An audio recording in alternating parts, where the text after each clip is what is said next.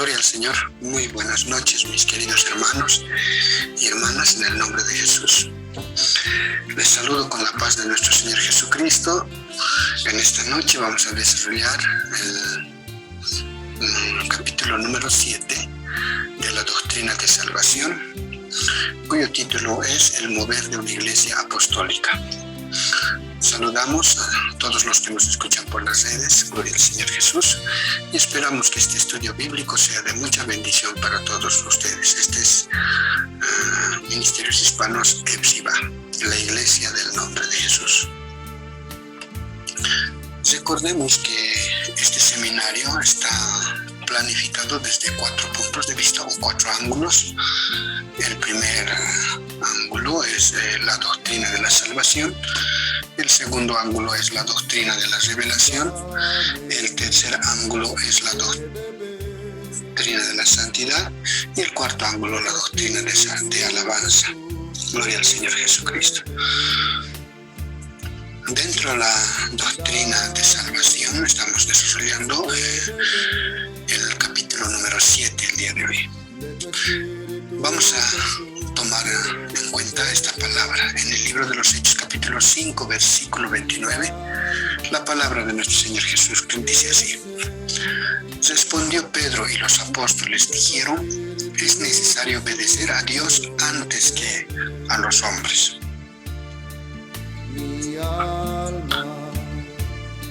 Tomando en cuenta este pensamiento, es importante notar que el mover de la Iglesia Apostólica del Nombre se ha observado en un tiempo donde Jesús básicamente era judío, ¿no? Y los primeros miembros de la Iglesia también eran judíos convertidos al cristianismo. En este ámbito se ha desarrollado o ha nacido la Iglesia de nuestro Señor Jesús. Ahora, dentro de este ámbito, 2 instituciones son muy importantes para nombrar, ¿no? 2 instituciones. Una de ellas es precisamente el templo. El primer templo que fue construido por el rey Salomón en el año 960 a.C. Este templo fue construido con el propósito de sustituir el tabernáculo, ¿no? Como único lugar de sacrificio del pueblo judío. Este templo fue saqueado, fue tratado de destruir por diferentes dinastías, ¿no? Pero no lo lograron hasta que el año 70 después de Cristo, ¿no? En el año 70 después de Cristo, las tropas romanas al mando del general Tito lo destruyeron por completo en Jerusalén, en una revuelta que los celotes lideraron en ese tiempo, ¿no? Entonces, en esa época fue destruido el templo. El templo fue imponente, era un complejo de edificios que despertó la admiración de los discípulos de Jesús, tal como nos cuenta el apóstol Marcos en San Marcos 13:1. Allí se siguió celebrando el ritual del sacrificio, el culto elaborado con un sistema sacerdotal. Bueno, aunque todo se hacía bajo la mirada vigilante de la guarnición romana, pero había cierta libertad para hacer los sacrificios y todas aquellas costumbres que originalmente se hacían en el templo judío, ¿no? Este sector concretamente del atrio y de los gentiles va más allá, dice, ¿no? Del cual ningún gentil podía pasar, ya que se colocaba automáticamente bajo pena de muerte al quien pasaba en lugares no permitidos. Bueno, el templo era así, majestuoso, era un templo impresionante, tal como se lo ve en esa captura. Otra institución importante, hablando dentro de la religión judía, era pues las sinagogas. Las sinagogas, cada comunidad, dice, tenía su propia sinagoga, ¿no? Ahora, ¿qué es una sinagoga? Bueno, una sinagoga es una especie de templo, ¿no? un centro de adoración a Dios, semejante a un templo cristiano al día de hoy.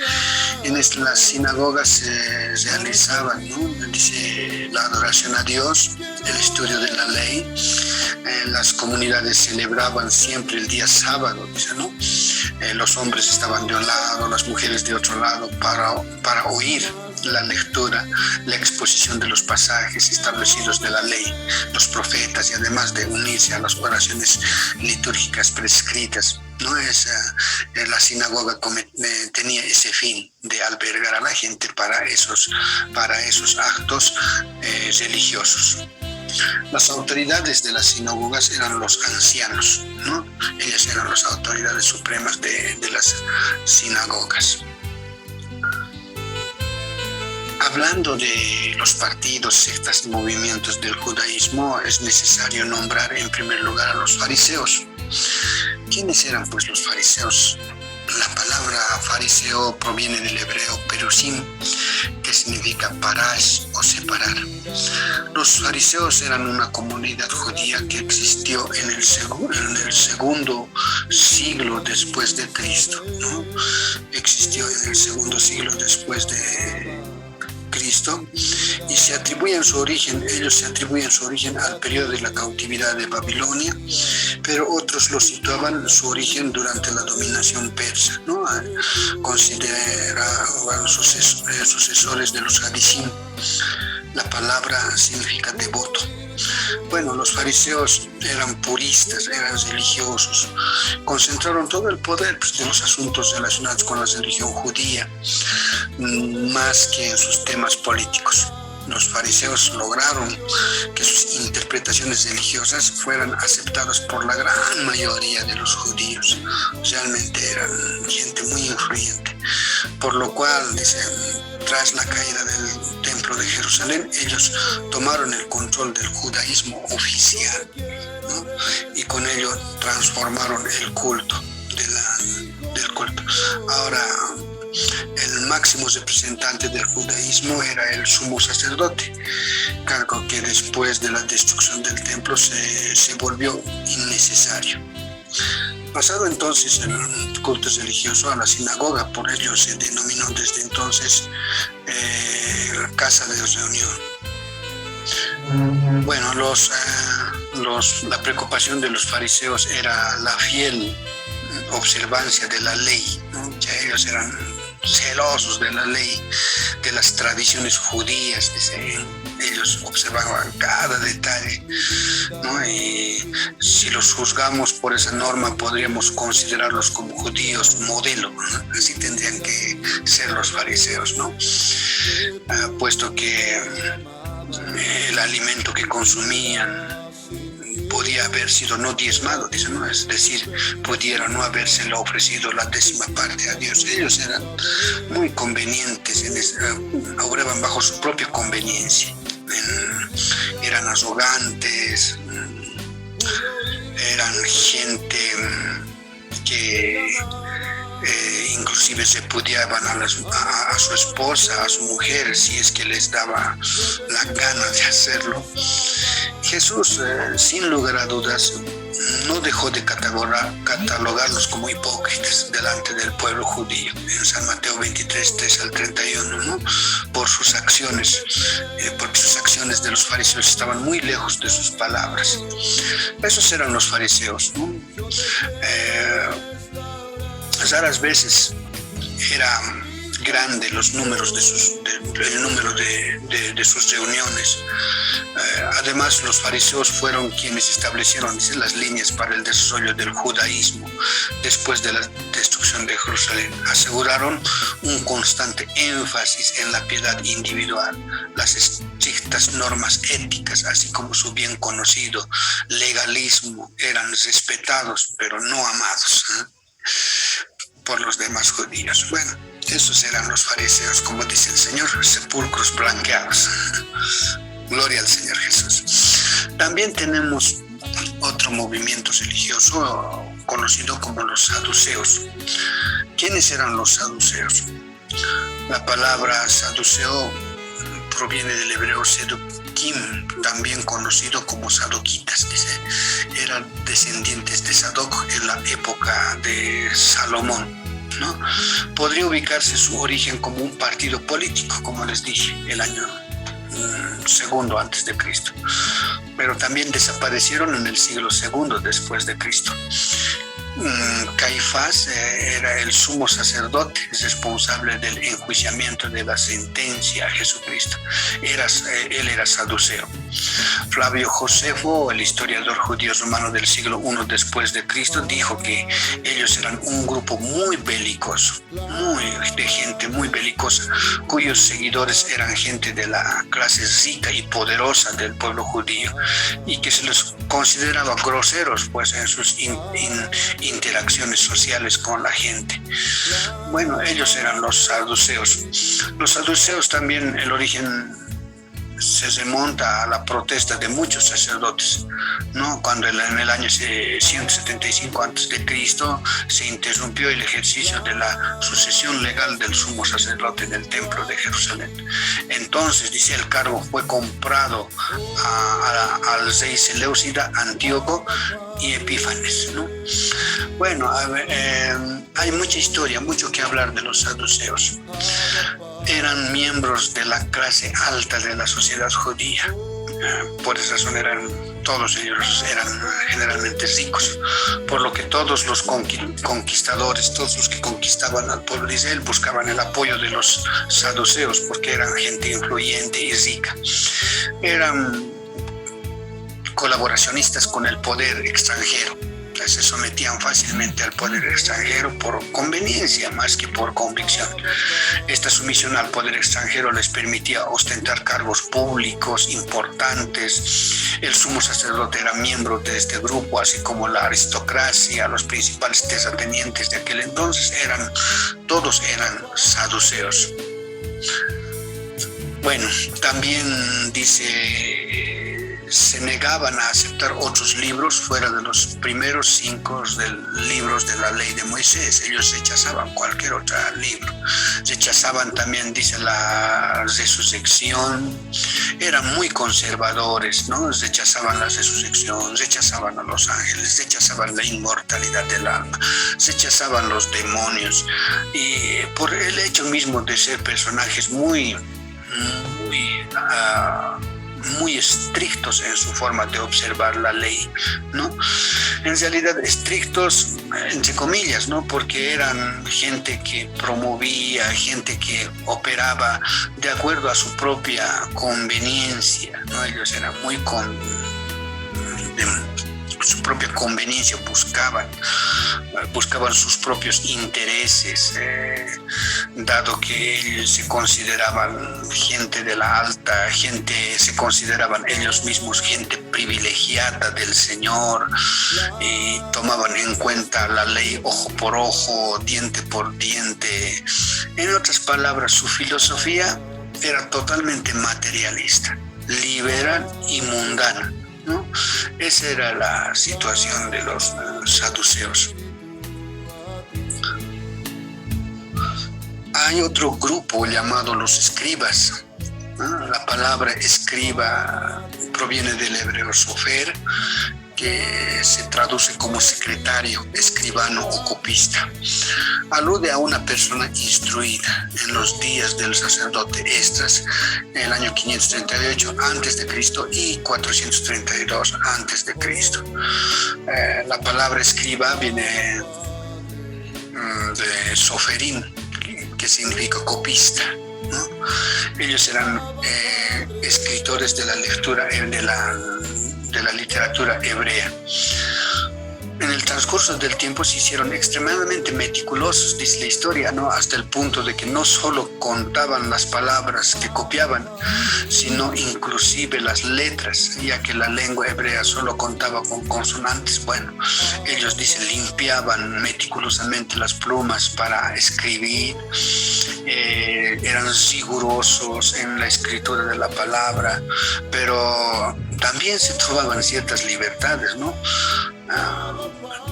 A pesar de este cuidado extremo, ellos cometían algunos errores involuntarios también. Los escribanos o soferín empezaron, dice, a tomarse libertades al introducir cambios en el texto, como fue el caso de 134 pasajes en el texto hebreo primitivo a fin de que se leyese. Por ejemplo, ellos cambiaron Adonai en lugar de Yahvé. Y en otros pasajes se utilizó como sustituto de la palabra Elohim. Esos fueron los cambios que hicieron los escribas a la palabra de Dios, ¿no? Bueno, a ver, ¿qué más podemos decir de los escribas? Eran personajes que tuvieron mucho conocimiento de la ley. En el tiempo de nuestro Señor Jesucristo eran eruditos, muchos de los cuales no eran sacerdotes, pero formaron un grupo muy independiente. Esos eran los escribas.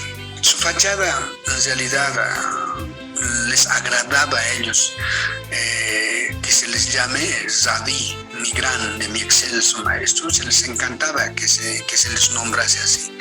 Jesús los condena también de igual que a los fariseos, porque habían hecho añadiduras, como les dije, a la ley de Moisés, habían hecho algunos cambios.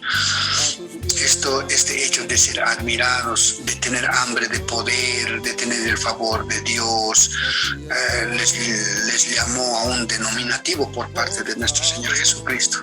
Él les llama como raza de víboras. Bueno, así los llama nuestro Señor Jesucristo a los escribas de ese tiempo. Gloria al Señor Jesús. Existe otro grupo también dentro del tiempo nombrado como los esenios. ¿Quiénes eran los esenios? Los esenios eran un movimiento judío establecido, dice, en el año 165 a.C., tras la revuelta de los macabeos al 68 después de Cristo, ¿no? Este movimiento fue reconocido por algunos autores antiguos como Flavio Josefo, Filón, Dion, Crisóstomo y otros. Según estos autores, los esenios vivían en las cuevas de Qumran, a lo cual llamaron Damasco, dice. Los esenios estaban al mando de un líder llamado Maestro de Justicia, ¿no? Y algunos de los esenios también, dice, vivieron en Jerusalén, ¿no? En Jerusalén. Dice, si alguna persona deseaba ser miembro activo de dicha comunidad esenia, debía ser instruido como tal y luego ser aceptado. Luego de pasar 2 años de prueba antes de su ingreso definitivo, ellos debían conceder o entregar los frutos de su trabajo personal y sus riquezas a manos de los líderes, a manos del maestro de justicia y los liderazgos, para que ellos distribuyan esas riquezas entre todos los miembros de la comunidad, ¿no? Ahora, por tratarse de una comunidad que vivía del bien común, también se dedicaban, dice, al auxilio o a la ayuda de los pobres, de las viudas, de los huérfanos, de mujeres en edad avanzada, así de como personas que estaban de paso por el lugar. Entonces, aunque no fuesen miembros de la comunidad de los esenios, ellos se dedicaban a apoyar a la gente extranjera y otros. Bueno, hay indicios también, dice, de que Juan el Bautista, Jesús, Pablo de Tarso tenían en alguna forma alguna relación con los esenios.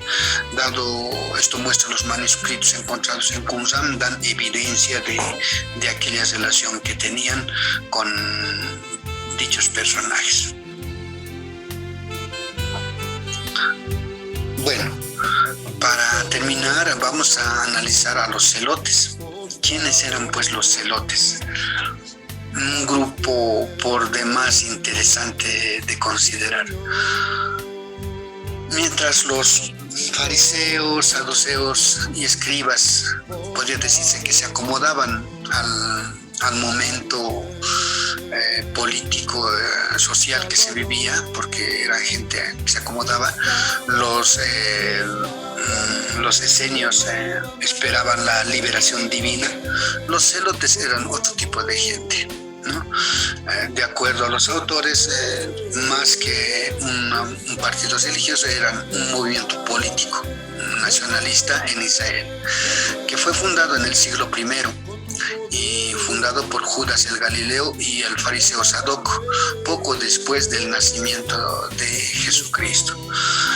Bueno, se les considera como el primer grupo terrorista de la historia judía, puesto que en su afán de lograr una Judea independiente del yugo romano, se dedicaron, ¿a qué se dedicaron? Pues a hostigar a la gente, al hostigamiento y a la matanza inclusive de colaboradores del Imperio Romano. Los celotes eran personajes muy violentos, muy belicosos, como dice la historia de la situación. Ahora, se presume, o es más que seguro, que Simón, uno de los discípulos de Jesús, era celota antes de unirse a Jesús, tal como muestra Lucas 6:15. También se presume que Basabás era también celota, ¿no? Basabás fue el personaje que los judíos eligieron a ser liberado en vez de Jesús antes de su crucifixión, ¿no? Ahora, el objetivo de los celotas, dicen, era, como les dije, lograr una Judea independiente. Por eso dominaron, en cierto sentido, lograron el dominio total de Jerusalén en el año 66 después de Cristo al 73 después de Cristo, ¿no? Dominaron totalmente a Jerusalén. Ahora, este dominio les causó una situación sin precedente para Jerusalén, porque en el año 70 después de Cristo los celotas fueron invadidos en Jerusalén, al mando de Tito fueron invadidos y exterminados, perseguidos los celotas. Entonces hay indicios de que los celotas, en el afán de huir de la invasión de los romanos, en su afán de huir, se refugiaron en el valle de Masada, en un lugar donde ellos se escondieron, y sus días de los celotas terminaron en un trágico suicidio masivo, vamos a decir, en Masada, ¿no? Ahí terminaron los celotas y muchos de ellos fueron exterminados de esa forma, ¿no? La mayoría del pueblo judío esperaba, pues, de Jesucristo una liberación, vamos a decir, política, pero cuando se dieron cuenta de que Jesús no era un libertador político, sino más bien un libertador espiritual, entonces fue rechazado por los celotas también. Jesús fue rechazado por los celotas en ese sentido. Bueno, esos son los celotas, hermanos, ¿qué les parece? En este ámbito religioso, político, se ha movido la Iglesia Apostólica del Nombre, en el ámbito de los fariseos, de los escribas, vamos a decir, de los saduceos, de los esenios, de los celotas. En este ámbito, ¿no? Se ha movido todo el mover de nuestra querida Iglesia Apostólica del Nombre. Ahora, también fácilmente podríamos decir que en esta parte también se han aumentado los gentiles. Aquí, en este ámbito, se han aumentado los gentiles y los bautistas. Los bautistas son los seguidores de Juan el Bautista. Entonces, en este ámbito cultural, político, religioso, se ha movido toda la Iglesia en sus primeros tiempos dentro de la historia. Antes de poder proseguir, conviene hacer un resumen general de cómo era la sociedad judía entonces en los tiempos de Jesucristo, puesto que es importante considerar eso antes de poder iniciar la exposición de cómo se movió la Iglesia. Es importante entender esto, ya que la sociedad judía, ya expuesto anteriormente en una descripción político, cultural y social, que lo vamos a hacer en este momento, las primeras comunidades cristianas vivieron, dice, en un mundo judío romano, ¿no? O simplemente pagano. Por eso es importante considerar, ¿no? Cuando se escribieron los evangelios canónicos, habían transcurrido por lo menos, dice, de 35 a 60 años desde la resurrección de Jesucristo. Por lo tanto, considerar cómo era el ambiente judío y la sociedad judía en esos tiempos es fundamental para entender de mejor manera la verdadera magnitud del movimiento de la iglesia en esa época, ¿no? Entonces, es importante considerar dentro de la sociedad judía que Jesús estaba en contra de los líderes religiosos de ese tiempo. Es importantísimo, ¿no? Porque por esa misma interpretación que le daban a las escrituras, por esa misma mover interesado de los religiosos de ese tiempo, por esas razones y por otras razones que tienen que ver con el ámbito escritural, con el ámbito del servicio al Señor, Jesús los rechazó tácitamente a los líderes de ese tiempo, porque ponían cargas muy pesadas al pueblo, dice, que ni ellos mismos podían llevar. El Señor Jesucristo les dice, en lugar de ser pastores, eran ladrones y bandidos asalariados. Así eran los religiosos del tiempo de nuestro Señor Jesucristo, hermanos. Gloria al Señor Jesús. Ahora, ¿cómo era la sociedad judía en el aspecto político? En el aspecto político, los territorios conquistados por los ejércitos romanos, el emperador Augusto en el año 29 a.C., dice, nombraba a un prefecto o gobernador como su representante para dirigirlo todo. Desde el año 6 al 41 después de Cristo, el prefecto de Judea fue llamado procurador, ¿no? Ahora, el procurador romano de Judea tiene el supremo poder militar, aunque depende del legado romano de Siria también, ¿no? Es también agente de finanzas. Los impuestos que los judíos tenían que pagar al Imperio Romano era pues recolectado por este personaje, por ese representante, ¿no?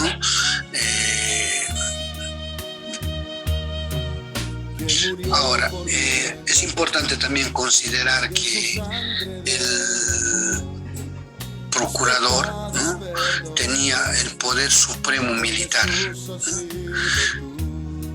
por ese mismo hecho de que se dedicaba a cobrar los impuestos. Entonces muchas veces acudía a la fuerza militar para realizarlos. Por esa razón el pueblo judío fue totalmente asediado por el gobierno, ¿no?, para aprovecharse en cierto sentido de ellos. Ahora, la justicia ordinaria, la justicia que se realizaba en ese tiempo, la justicia ordinaria, dice que lo ejercía el Sanedrín, pero el procurador se encargaba, dice, se reservaba el derecho de la ejecución de la pena de muerte.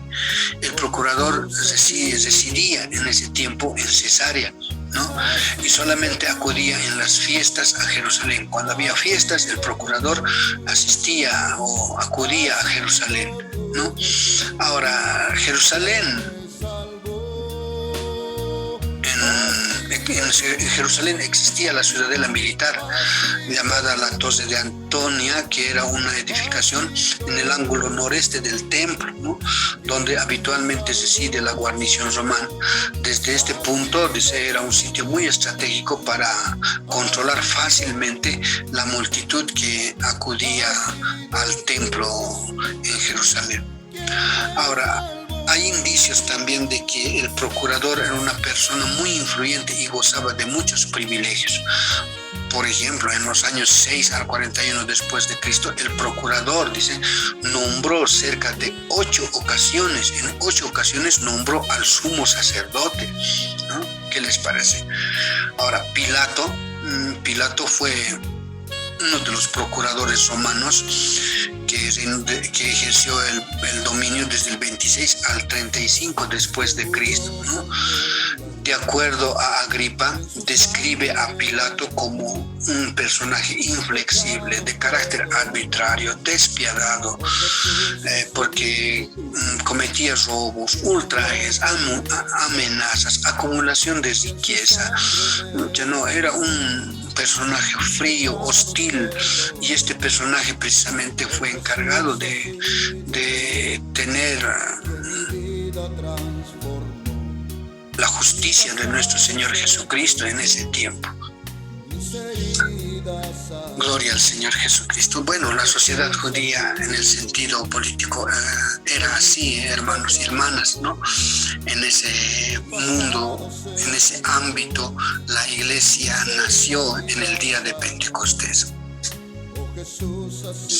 Seguiremos considerando algunos puntos que son muy importantes. Por ejemplo, la sociedad judía, en lo social estaban divididos, dice, entre ricos y pobres. Los ricos eran pocos, pero muy poderosos, ¿no? Muy poderosos los ricos, ¿no? Ahora, a este grupo de los ricos pertenecían generalmente el grupo de los saduceos, ¿no? El grupo de los saduceos pertenecían a este grupo de los poderosos, los ricos de ese tiempo, ¿no? Ahora, por ejemplo, ahí estamos nombrando a Herodes II Antipas como uno de los personajes, un saduceo muy poderoso en ese tiempo, ¿no? Herodes II Antipas.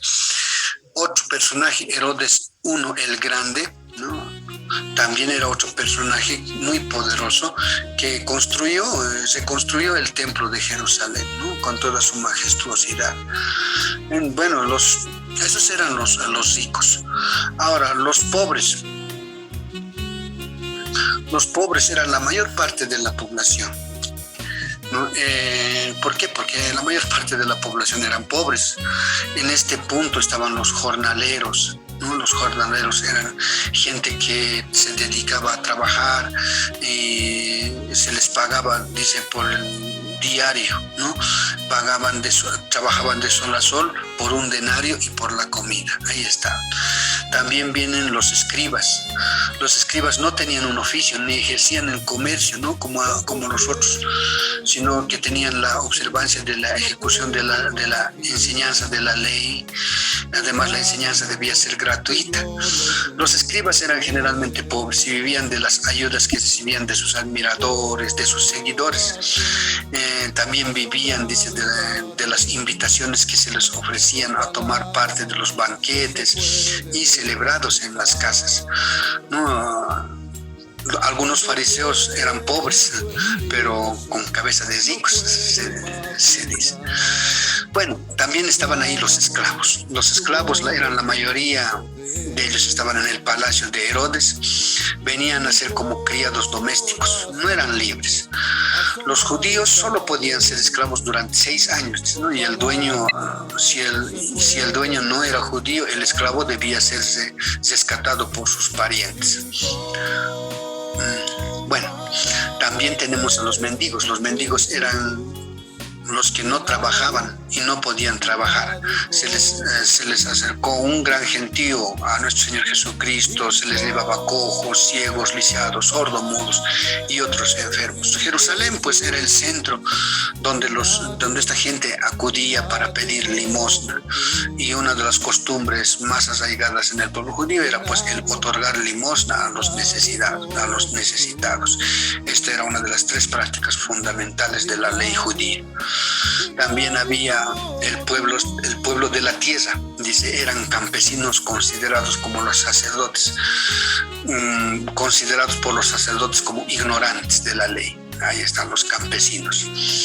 También había la clase media, apenas existía solo, dice, en Jerusalén.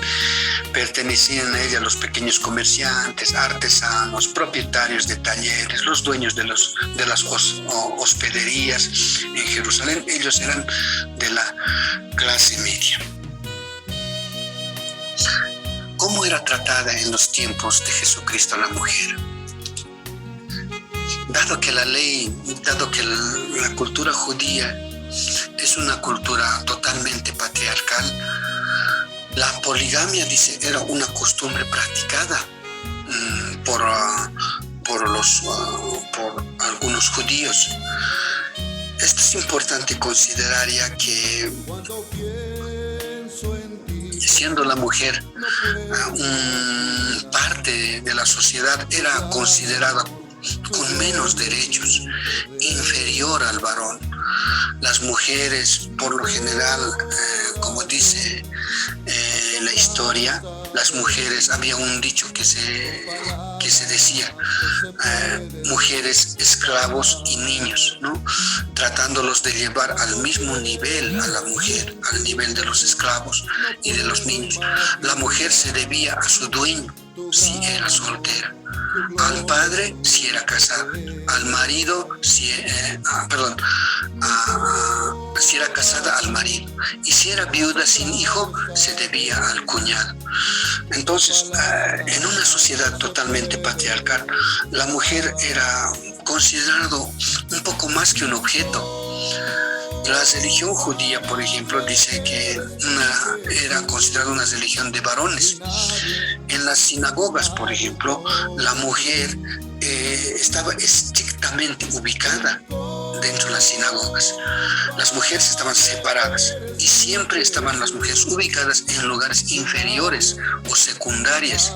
Si había al menos 10 hombres en la reunión, las mujeres no contaban, no se las contaba, aunque fueran muchas. Hasta tal grado ha llegado el desprecio de la mujer en la cultura judía, ¿no? Lógicamente cabe hacer énfasis en que nunca Jesucristo ni la escritura de la palabra de Dios enseña de que la mujer deba ser tratada como menos, no, sino este desdén de la mujer es producto de los líderes que en ese tiempo se tenían. Imagínense una sociedad judía religiosa a la cabeza de los fariseos, de los saduceos, de los escribas, gente que tenía mucho desdén por las personas que no eran igual que ellos en esa época. Imagínense cómo era tratada la mujer. La mujer totalmente venida a menos era una situación muy, muy arraigada en ese tiempo. Ahora, la conciencia de la superioridad masculina estaba muy arraigada en tiempos de Jesucristo. La mujer, por tal cuestión, no recibía ni instrucción religiosa, ¿no? Había inclusive en esa ocasión, en el siglo I y en el siglo II después de Cristo, en la sinagoga, había, dice, esta situación. Miren, escuchen lo que les voy a leer, aquí es una recopilación. Dice, había un agradecimiento por parte de los hombres judíos de esta forma. El judío religioso, así decía en un comentario, Rabbi Yehuda dice, debe decirse 3 plegarias cada día. 1. Bendito sea el Dios que no me ha hecho pagana. 2. Bendito sea Dios que no me ha hecho mujer. 3. Bendito sea Dios que no me ha hecho ignorante. Esta era la oración que se decía 3 veces al día en las plegarias. Imagínense. Había un dicho por parte de Gloria al Señor, de algunos personajes, ¿no?, que desdeñaban a la mujer a tal grado de convertirlos en simples objetos, ¿no? Habían, por ejemplo, costumbres extremas en ese tiempo. Las reglas de la educación, por ejemplo, prohibían que alguien se encuentre a solas con una mujer, sobre todo si era casada. No se podía mirar a una mujer casada, incluso ni saludarla se podía. No se podía hablar con una mujer en la calle. Una mujer no debía estar sola en el campo y no era normal que un hombre converse con ella en ninguna forma. ¡Wow! La esposa o la hija debía de lavar, dice, al padre la cara, las manos y los pies, pero el judío varón no tenía esa obligación. Debido al peligro de la tentación, la mujer debía ser totalmente cubierta cubierta para salir a la calle. Y durante el tiempo de la menstruación no se le podía tocar por nada, porque era considerada impura. Y luego de su periodo de menstruación tenía que purificarse. Estas situaciones, hermanos, colocaban a la mujer en una situación muy complicada en el tiempo judío, ¿no? Porque las mujeres no tomaban parte ni de los banquetes ni de las celebraciones. Si una mujer salía a la calle sin cubrirse la cabeza, ofendía a su marido. Si una mujer perdía su tiempo en la calle con unos con otros, era mirada de una manera muy mala. Así era la mujer, hermanos, gloria al Señor Jesucristo. Pero el comportamiento de nuestro Señor Jesucristo hacia la mujer fue totalmente diferente. Jesús nunca enseñó y nunca va a enseñar que la mujer sea desdeñada, que la mujer sea tratada como un objeto. Más al contrario, en el ministerio de nuestro Señor Jesucristo, la mujer tomó un rol muy protagónico en el servicio al Señor. Tomó un rol protagónico. ¿Por qué? Porque para el Señor, las mujeres tenían su lugar y tenían un papel, un rol importante. Tal es así, por ejemplo, en el caso de Jesús y la mujer samaritana. Jesús habló con la mujer, Jesús restauró a la mujer. Y esta mujer, en la historia de Jesús y la mujer samaritana, se convirtió en la primera mujer que llevó la palabra de Dios a toda una ciudad.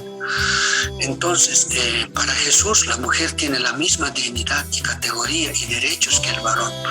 Por eso Jesús rechaza totalmente las leyes y costumbres del pueblo judío que totalmente desdeña a la mujer y discrimina a la mujer.